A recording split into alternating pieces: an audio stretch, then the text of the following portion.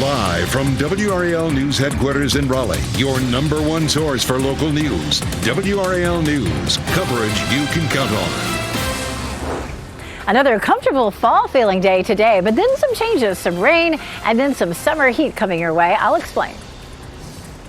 Building trust. Raleigh's chief of police shares the impact of the department's summer community action plan. And new parental controls, how ChatGPT plans to help adults monitor their children's accounts. Our fall-like weather continues through tomorrow, but Thursday, our next front brings a chance for rain. Good afternoon, everyone. I'm Renee Chu. I'm Chris Levinger. Thank you so much for joining us. Meteorologist Elizabeth Gardner is out on the WRAL weather patio with a look at when those showers will roll in, Elizabeth. You know, I'm just soaking it in out here. It is so beautiful. We do have some cloud cover out here, a little bit of blue sky, and it just feels fantastic. Our humidity remains low. Temperature is just beautiful. You can see the gardens behind me. I invited people this morning. Come on out. It is, oh my goodness, so beautiful out here. There's still plenty of things blooming, even though the gardens are known for azaleas. There's something blooming all summer long anyway. 71 is our temperature right now, dew point at 57. It just couldn't feel much better. It's a little breezy. We'll check out the winds that you'll see for the rest of the afternoon coming up. Right now, temperatures are mostly in the low to mid 70s, and we'll climb into the upper 70s this afternoon. But perfect for getting a run really anytime today. If you're going to be running after work, temperatures should be in the low 70s. Our rain chances begin to go up on Thursday, and then of course they continue to climb as we get into say Thursday and into Friday. We'll go over those rain chances and the fronts and the warm temperatures ahead of that as well coming up in just a little bit. Also wanted to update you on the tropics. We now have the wave coming off the coast of Africa up to a 70% chance of developing. We'll check that out in more detail coming up. All right, thank you, Elizabeth. Progress. That's the word from Raleigh Police Department, highlighting the impact of the summer action plan to combat crime. Raleigh Police Chief Rico Boyce shared statistics this morning about this, showing modest improvements in a number of crime categories year over year. Let's bring in Sean Gallagher on this. He's joining us from downtown live. Sean, where have police seen the greatest improvements? Yeah, Chris, a lot of these statistics and these efforts have been focused on hospitality districts. That's areas like where I'm standing here on Fayetteville and then also Glenwood South. And all of this a part of Rico Boyce's summer action plan, where they have seen either modest decreases or steady crime rates year over year. Now, take a look. This is property crimes that saw greater decreases, with larceny from motor vehicles down 19% and motor vehicle thefts down 27%. But Boyce wants to make greater improvements in violent crimes, with aggravated assaults and robberies down slightly and no increase in the number of murders year over year. It's why they're looking at establishing a community violence interrupter program that could combat these incidents. Because we understand that shooting, that aggravated assault, is 1 centimeter, 1 millimeter from being possibly a homicide. So we want to minimize those aggravated assaults. So we're going to focus on that. Boyce also highlighted the Community Police Academy that's starting October 2nd, which will give community members a chance to experience firsthand what officers go through in protecting the city.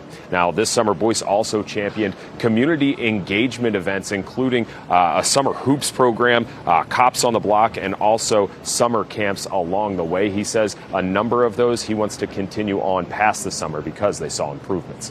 In downtown Raleigh, Sean Gallagher, WRAL News. And happening now here in the WRAL Live Center, a big update. A federal judge has ruled today that the Trump administration actually violated federal law in the use of National Guard troops during Southern California immigration enforcement operations and protests. Now, this judge here in San Francisco did not require the remaining troops to be withdrawn. However, he is set to have his order go into effect on Friday. So this order comes after California sued, saying that the troops sent to Los Angeles over the summer were actually violating a law that prohibits military enforcement of domestic laws. Of course, the Trump administration and their lawyers arguing that they were there because they were able to mobilize under the president. The judge's decision comes as Trump has discussed also making and bringing National Guard deployments in Democratic states such as Chicago, Baltimore, and New York, those cities as well. All right, thank you, Laura. A Durham chiropractor is charged with using his cell phone to record someone in a public restroom. Officers say that Jeremy Rollo did this at a Raleigh Best Buy. WRAL's Carly Haynes is live at the Wake County Courthouse for this story. Carly, he's doing court this afternoon. Yeah, so that is slated to begin in just about an hour and a half, so we are going to be there. Dr. Jeremy Rollo was arrested yesterday, and he bonded out of jail just a few hours later. Now, Rollo appears to be a well-known chiropractor in the area. He's now facing a felony secret peeping charge. Arrest warrants say he used his cell phone to record a person in a private bathroom stall. Police say it happened at the Best Buy on Capitol Boulevard. Rollo is listed as a doctor with Durham Chiropractic Injury Center. The business has more than 100 five-star Google reviews and is highly rated. Now, we did reach out to the business to ask about Dr. Rollo's employment status. We did not hear back. Carly Haynes, WRAL News, live in Raleigh. St. Augustine's University students started a new semester today, and current data shows enrollment dipped to as few as 200 students. Just yesterday, in fact, the school announced the interim president's resignation, and that is the latest issue facing the HBCU in the last year or so, in addition to accreditation challenges and financial worries. You're looking at a live view of the state legislative building where flags are flying at half-staff in honor of U.S. Army veteran Sergeant Michael Verardo. He died on August 26th.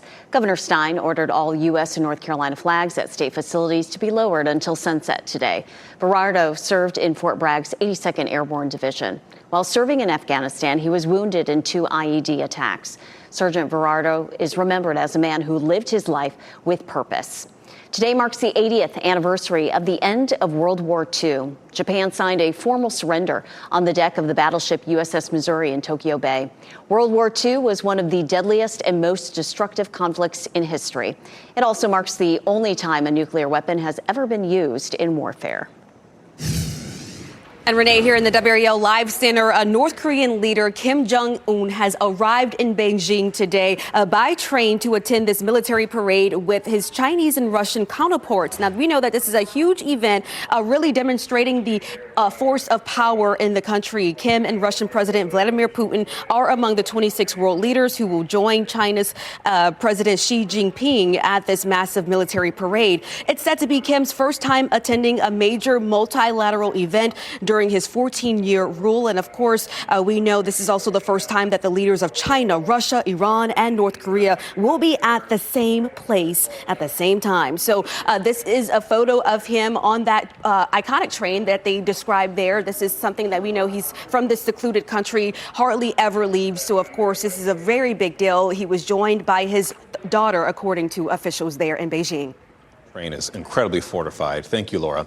We've reached out to police to learn more about some early morning crashes. First, a car that crashed into a home in Raleigh around 4:30 a.m. This happened on Haverty Drive off Rock Quarry Road. It's unclear, though, if anyone was hurt or if anyone was arrested. And then there was this crash over in Cary. The impact was so forceful, the car flipped just inches from train tracks. That happened at Trinity Road and East Chatham Street around 2 a.m. Officers blocked off that area while they inspected the damaged car and tracks, and we're waiting to hear from Cary police about the possible cause and if anyone was hurt. Carolina football fans are looking for their first win of the season on Saturday when the team takes on UNC Charlotte. The Bill Belichick era got off to a rough start. The team lost their season opener last night to TCU 48-14. UNC scored first, leading 7-0 in the first quarter.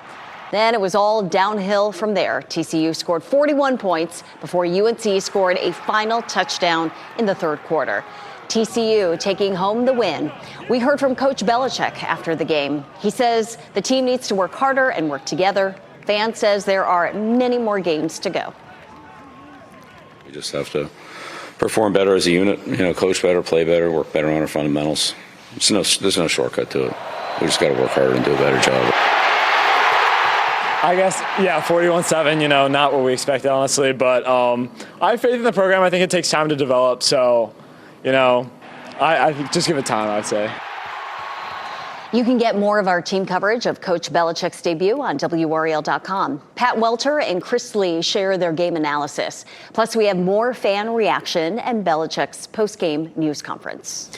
Parental controls are coming to ChatGPT within the next few months. You may recall recently there was a lawsuit filed by the parents of a 16-year-old who killed herself. However, OpenAI's announcement of new parental controls did not make a connection to that lawsuit. The victim's parents say ChatGTP advised that teenager on suicide, and parents will have the option to link their account with their teens and then manage how ChatGPT responds to teenage users.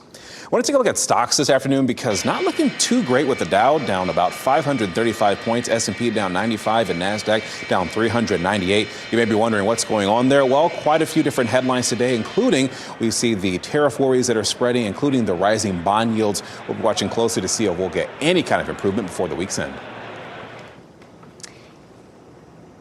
You're looking at a live picture of the Law Enforcement Training Center in Raleigh. That's where the Raleigh Police Department is honoring the first detective killed in the line of duty. The end of watch ceremony began less than 10 minutes ago. Detective Thomas Crabtree was 31 years old when he joined the department.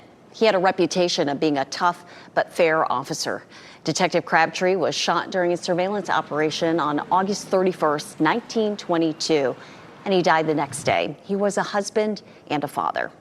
Today, Durham police will give us an update about crime trends in the city. Chief Patrice Andrews will deliver the second quarter crime report at tonight's city council meeting. It shows there were 19 homicides in Durham through June of this year. That is down from 24 in the same time period last year. It also shows there were 270 shootings in Durham through June.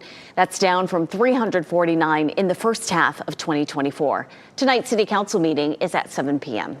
Tomorrow's Powerball jackpot is worth at least $1.3 billion. It's the fifth largest jackpot in Powerball history, and someone in North Carolina matched all the white balls, marking their winnings worth $2 million. Now, that winning ticket matched all 5 white balls, yes, but not the Powerball. That's the key there. The numbers were 8, 23, 25, 40, and 53 with the Powerball at 5. The lump sum cash value of a winning ticket is $589 million, and the next drawing is tomorrow night. Yes, you can watch that right here on WRAL right before our 11 p.m. newscast. Next at noon, bullet fragment in boy's neck. How close a piece of a bullet was to a boy's artery after that deadly school shooting in Minnesota. Deadly landslide, the devastating outcome of a disaster that hit a village in Sudan. And America's adversaries all together. The show of force, collective force from China, Russia, and other countries gathering in Beijing. Coming up next, sea storms moving in with WRAL's exclusive Dual Doppler 5000. Sponsored by the WRAL Weather app. Download now for live radar.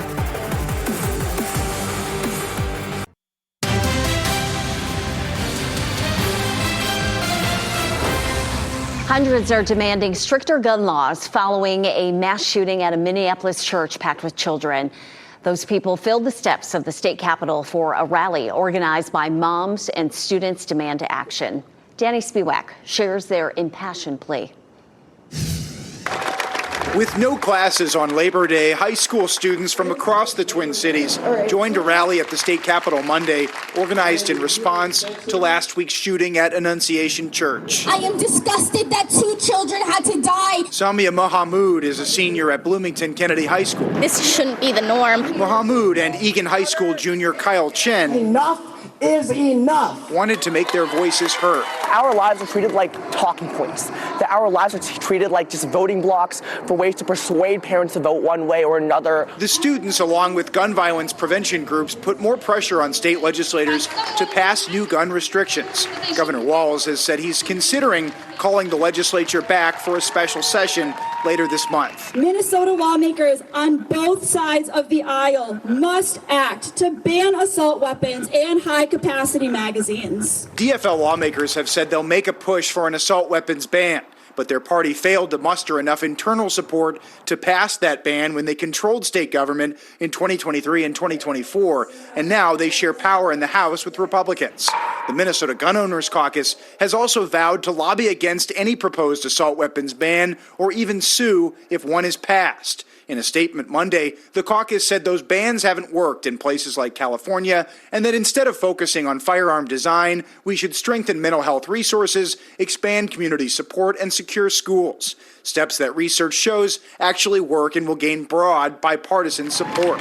But students at the Capitol rally say restrictions on assault weapons must be part of the conversation. I want that ban just so I can feel safe, so people can feel safe, so that kids don't have to die because of, again, senseless acts of violence. That was Danny Spiewak reporting. Remember the 10-year-old boy who spoke minutes after the shooting about his friend Victor, who saved him during the gunfire?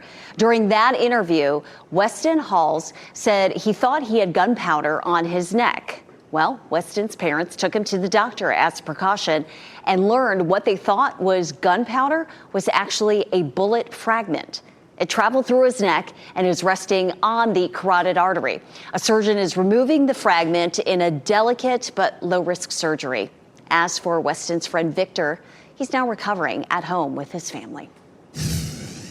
Happening now here in the WRAL Live Center, we are now following breaking news out of Durham this afternoon, taking a look at some images from Sky 5 live over the scene right now. This is at the Oxford Manor apartment complex on Danube Lane and Dearborn Avenue. You can see several Durham police officers wrapped around this building with that yellow tape, really blocking off this section of the complex. We can see officers in the backyard here. We can see officers kind of walking down the sidewalk here, canvassing the area. From this vantage point, I'm not seeing any evidence markers on the ground, but of course, still working to figure out what exactly is happening here. We don't have any information confirmed, but you can see this is a fairly large police presence in Durham at this time. So once we get more information from Durham police on what exactly is happening here, we're going to bring that to you here in the WRAL Live Center. I counted at least 10 squad vehicles there, so something clearly serious happening. Thank you, Laura. New at noon, a 42-year-old man is now charged with murdering an 11-year-old boy in Houston. And this is a boy who investigators say was ding-dong ditching. Leon Gonzalo Jr. was booked into jail this morning, and his address matches the address where someone opened fire at that 11-year-old. A witness says the boy was seen running away from the home when he was shot, and the child's name has not been released.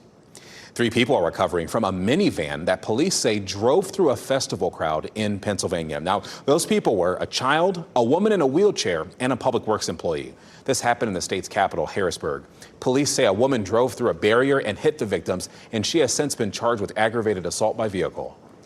At least 1,000 are feared dead after a Sudan landslide buried an entire village. The landslide completely leveled the village of Terrasin on Sunday. Only one survivor remained. The Sudan Liberation Movement, the army said it has appealed to the UN and international aid groups for help to recover the bodies. Taliban rulers have called for international help after a massive earthquake killed hundreds and destroyed entire villages. So far, more than 1,400 people are counted among the dead, 1,400, and more than 3,200 are injured. The 6.0 magnitude earthquake rocked eastern Afghanistan on Sunday.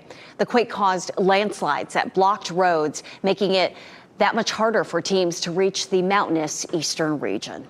All right, your time is 12:18 this afternoon. We'll go ahead and step outside with meteorologist Elizabeth Gardner. We have another fall-like feel on the way tomorrow, but right now, you're just soaking up all that sunshine out there. Yeah, definitely. It's so pretty out here right now. Feels fantastic. This is, of course, a look at the gardens behind me, and it couldn't be any prettier. 71 is the temperature. We have partly cloudy skies out here right now, and the dew point's 57. So it's just Goldilocks weather out here. We'll climb into the upper 70s this afternoon, but with a nice low dew point, it feels comfortable. We even have a pleasant breeze. It's not too windy, but it's just, kind of stirring things up a little bit. The steady wind is on the left, so we have winds coming out of the northeast at about 5 to 10, and then right now we're gusting to almost 20 in Fayetteville. We've had some more gusts just a little while ago in, say, Clinton and Goldsboro, again about 15 to 20. We'll continue to have winds gusting at about 15 to 20 or so through the afternoon. Once we get to about 7 or 8 o'clock, that begins to taper off a little bit. Temperatures right now mainly in the low to mid 70s, 76 Fayetteville and Clinton, 73 in Roxborough, 74 in South Hill, and our temperatures in the Triangle, 73 in Cary, 75 in Apex, 71 in Knightdale, 72 in Rollsville. So just very, very comfortable. Around town this afternoon, 79 in Raleigh, 78 in Durham, and 82 in Fayetteville. So just, again, it just feels fantastic. So what is happening next? We're going to see a front that comes in on Thursday. That's going to bring us a chance for rain. A second one comes in late on Saturday. That one has maybe a lesser chance for rain, but a better chance of delivering some cooler air. And in between the two, it's actually going to heat up a little bit. 86 is our normal high, so we're well below that for today. And then we start to see those temperatures ramping up. Friday and Saturday, 88 and 90. That's really going to feel like summer again. Could that be our last 90-degree day of the year? It's possible. Our average last 90-degree day of the season is usually around September 12th. So that is about 10 days from now. And I'll show you why we might not see another one. But first, let's talk about Saturday, because Saturday is going to be the hottest day. Duke plays Illinois at home, NC State's at home against UVA. Temperatures are going to be in the low 90s for those games. Now, UNC Charlotte plays evening. It'll be a little bit cloudier, 81 there, because it's an evening game. All right, comfortable mornings. Feeling good again tomorrow morning at 58, but then we get into the weekend and those temperatures are closer to normal. 67 Friday, 69 on Saturday. But look at this, and here's why it's possible that Saturday, if we hit 90, could be the last one, because 6 to 10 days from now, we have a good chance of below average temperatures, and then that gets us pretty close to at least the average last 90-degree day. It's not a guarantee, but it's certainly a possibility. Of course, we're watching the tropics, still the peak of the tropical season. We have a system coming off the coast of Africa that we're watching. We'll check it out in just a few minutes. Thanks, Elizabeth. Checking in a week later, coming up this afternoon at 4, we're talking to students about how their school's updated cell phone policy is going. Plus, odor complaints. Wake County is responding to concerns about landfill smells in Holly Springs and Apex, too. How residents are reacting. That's at 6.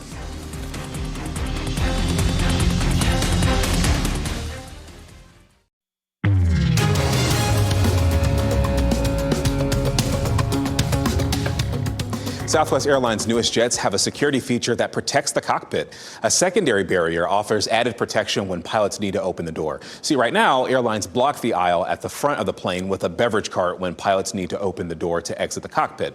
U.S. Airlines have until next year to begin using this new security feature. That new feature has actually been in development since the September 11th terrorist attacks back in 2001.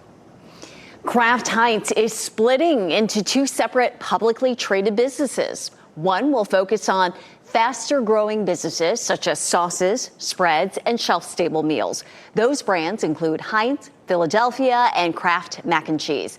The other company will focus on the struggling grocery items and food away from home businesses, including the Oscar Mayer, Kraft Singles, and Lunchables brands. Kraft Heinz expects the new companies will start operating separately in the second half of 2026. Nestle has dismissed CEO Laurent Franks over an inappropriate romantic relationship with a subordinate. Nestle's board chair says Franks' actions breached the company's code of conduct. The company has tapped Nespresso boss Philippe Navratil to serve as a new CEO. He's been with Nestle since 2001. First day of class. The new challenges St. Augustine's University faces as it tries to move forward. Show of force. North Korean, Chinese, and Russian leaders gather for a huge military parade. How the trio looks to promote a new global order during President Trump's trade war. And here's a look at your winning lottery numbers.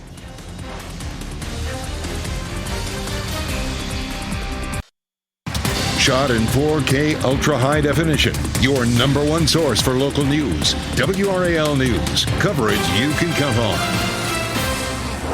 Students are back on campus at St. Augustine's University today, but just days ago, the interim president stepped down. WRAL's Flynn Snyder is there digging into big questions that the university still has not answered. WRAL has been pressing St. Augustine's for enrollment data, and while the school has not responded, data from previous academic years show that enrollment here has dipped to as low as 200 students. St. Augustine's announced interim president Dr. Marcus Burgess has stepped down after submitting a resignation letter in July.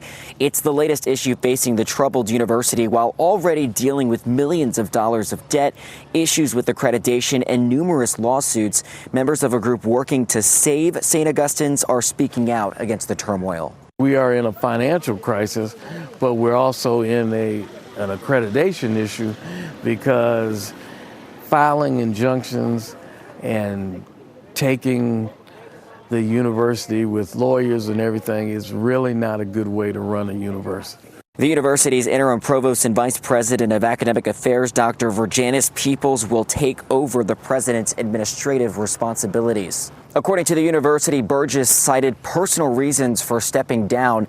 Classes will remain virtual for all students. Flint Snyder, WRAL News, Raleigh. Today, we could find out if 2 year-round Wake County schools will switch to a traditional calendar. This would affect 2 northern Wake County elementary schools. We're talking about Pleasant Union and North Forest Pines. The school system is considering a possible third option, a single-track year-round school. It would give family the benefits of a year-round school schedule while saving schools money.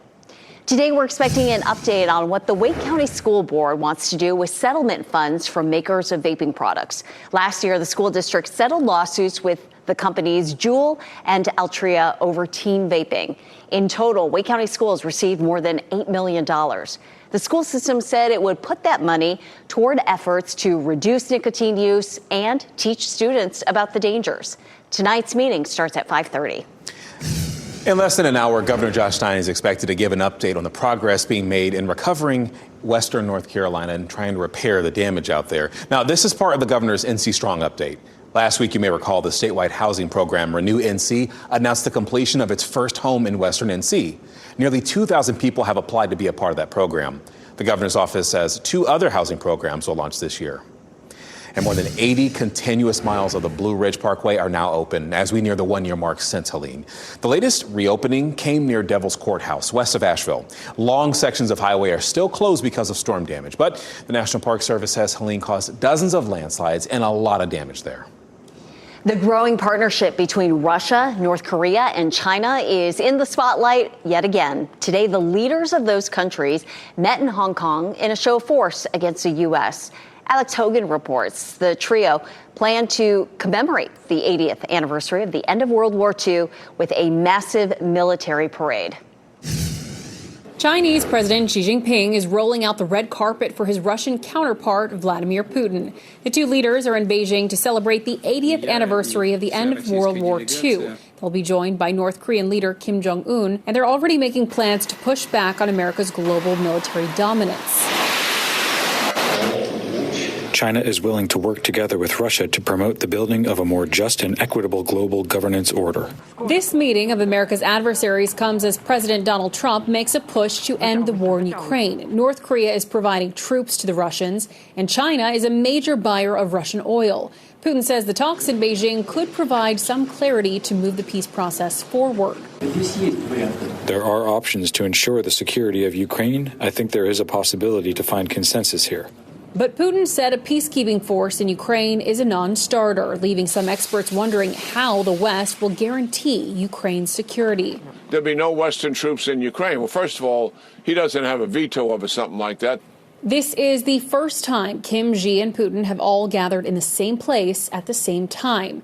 And while it's not an explicit show of unity against the U.S., NATO allies say it's clear the Russians still have powerful friends around the world. We are all under direct threat from the Russians. We are all on the eastern flank now.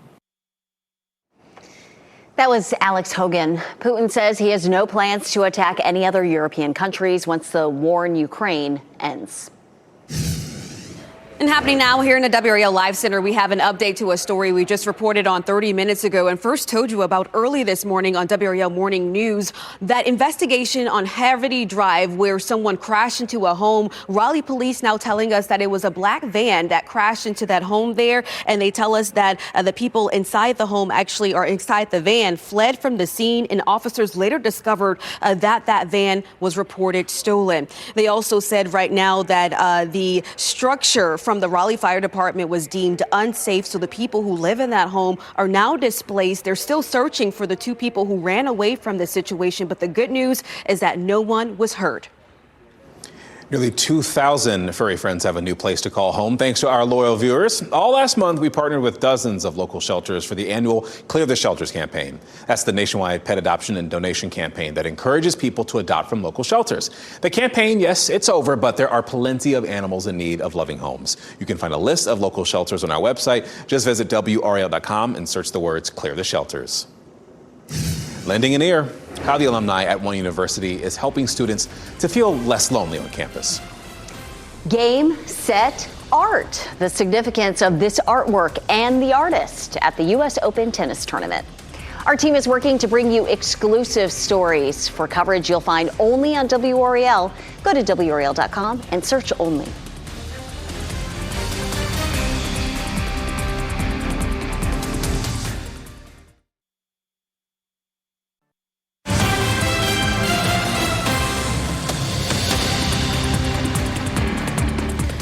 Happening now here in the WRAL Live Center, the Wake County Sheriff's Office and deputies are on the scene of an investigation here in this neighborhood on Bankcrest Drive. This is something that actually happened just before 10 o'clock this morning, a shots fired investigation, and you can still see some deputies there kind of lingering with their vehicles parked on the side, investigators speaking to people in this neighborhood. Now, again, this happened just before 10 o'clock this morning on Bankcrest Drive. Deputies say that they are currently working right now to determine what exactly led up to the shootings or the shot fires here. But the good news in all of this, no one was actually hit and no injuries are being reported at this time. Of course, once we learn more about this investigation, we'll be sure to update you here. Many doctors ignore guidelines when prescribing attention deficit hyperactivity disorder medication to preschoolers. That's the finding of a new study. The American Academy of Pediatrics recommends preschoolers diagnosed with ADHD first get 6 months of behavioral therapy before being prescribed drugs. This recommendation was only followed around 14% of the time. Experts say therapy helps children with ADHD build coping skills and habits that are in sync with how their brains work. Medications help ease hyperactivity or attention issues. President Trump's tariffs could cause shortages in prescription drugs in the U.S. U.S. and European leaders detailed a trade deal of a 15% tariff rate on some European goods brought into the United States, including pharmaceuticals. Now, President Trump is threatening tariffs of up to 200% more on drugs made in other countries. This comes as the president is pressuring drug makers to lower prices in the U.S. About 1 in 3 people report feeling lonely. And as college students head to campus, mental health experts say many young adults are plagued by this emotion. In an effort to help build understanding and connections, researchers at Arizona State University started the All Ears Friendship Bench program. Friendship benches are staffed by older adult volunteers, and every Tuesday, for an hour and a half, students can come and talk to an ASU alumna. It has taught me that kids really are lonely, and they really don't have somebody to divulge things that they don't even want to divulge to their roommate or a classmate. Sometimes it's just helpful to have a listening ear. Volunteers offer a safe space for students to feel seen and heard, and the goal is also to help create opportunities for different generations to connect. What a great concept. Weather impact, the beautiful colors of fall that bring people to the North Carolina mountains by the droves. How the climate can affect the best time to make your trip. And a new tradition, the Bill Belichick era is ushering in a new fan favorite. Reaction to UNC Chapel Thrill after the break.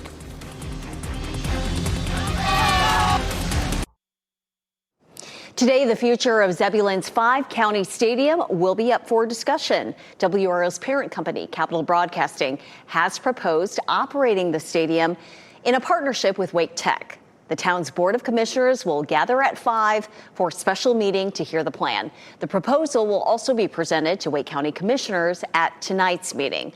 A statement from Capital Broadcasting says, in part, our shared vision is to ensure the stadium remains a vibrant community asset that supports both sports and education while creating new opportunities for families, students, and fans.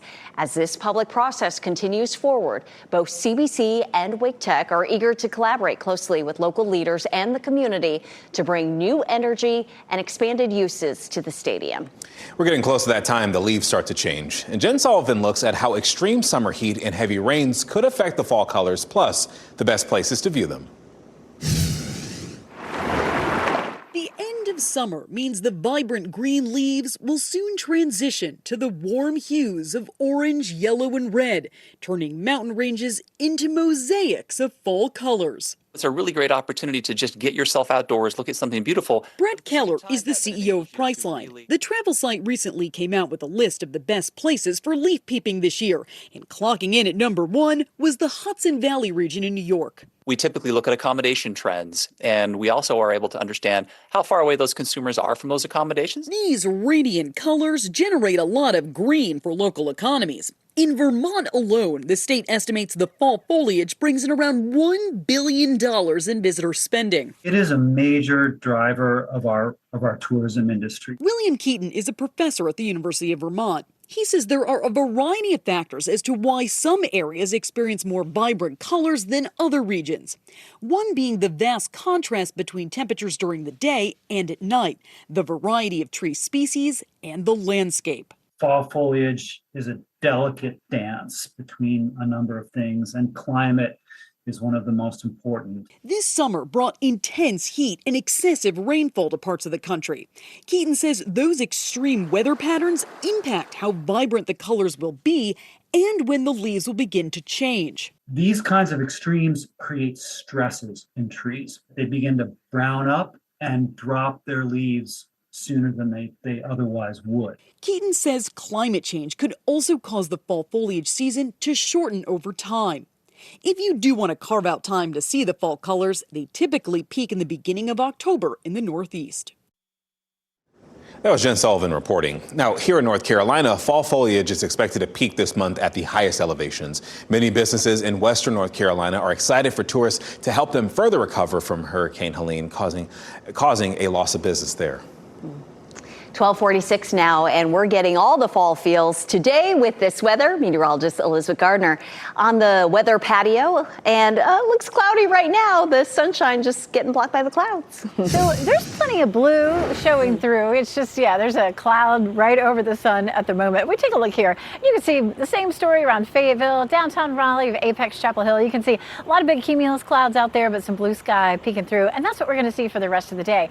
The reason that we're seeing these cool temperatures that developed later in the weekend is that high rotating clockwise. It's dragging down that cool air from the north again, but that high will gradually slide eastward, and as it does, we're going to start to see more of a southwesterly flow. So that's going to increase our temperature and our humidity as we head through the end of the week and toward the weekend. But in the meantime, that high has kept our temperatures below normal, and it's kept the widespread rain out of here. Here's the next weather maker, though, that's going to bring us that chance for rain. Scattered storms Thursday. It's not going to be an all-day rain. It'll likely be late afternoon into the evening, but we're not going to see a big push of cool air behind this front. We take a look at Futurecast, kick things off right around lunchtime or so. There's 2 o'clock. You can start to see.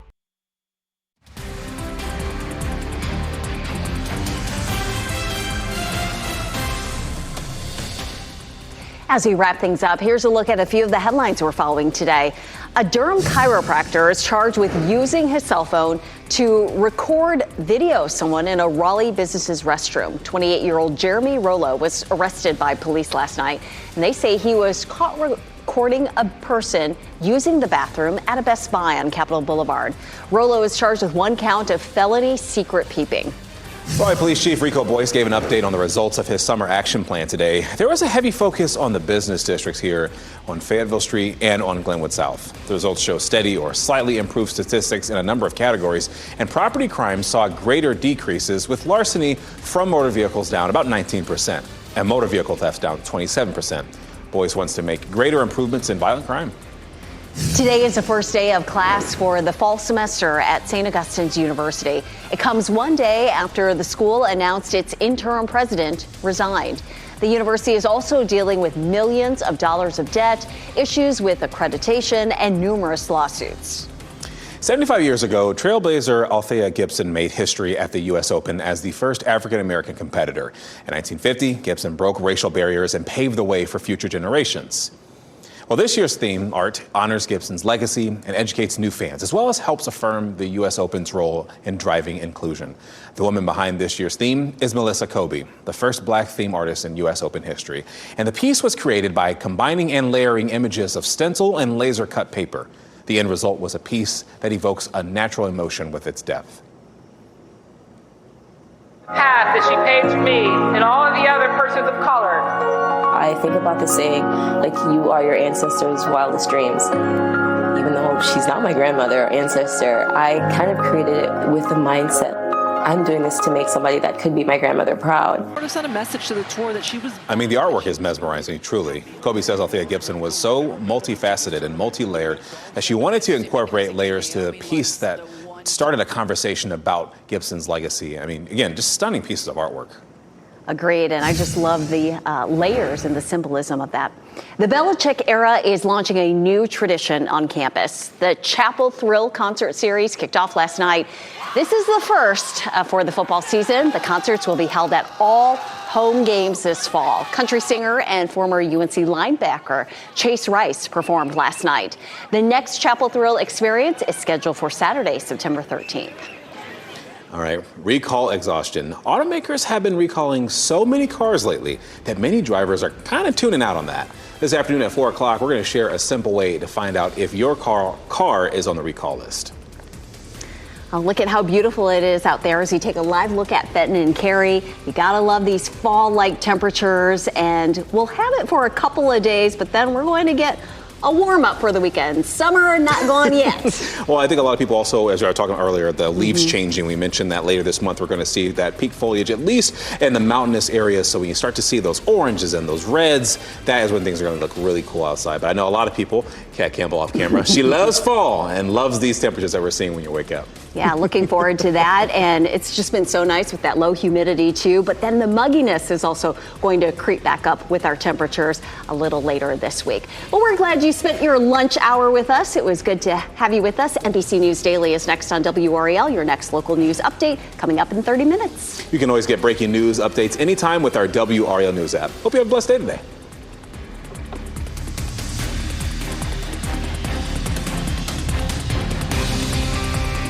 Keep watching WRAL News over the air Channel 34 and Spectrum Channel 1257.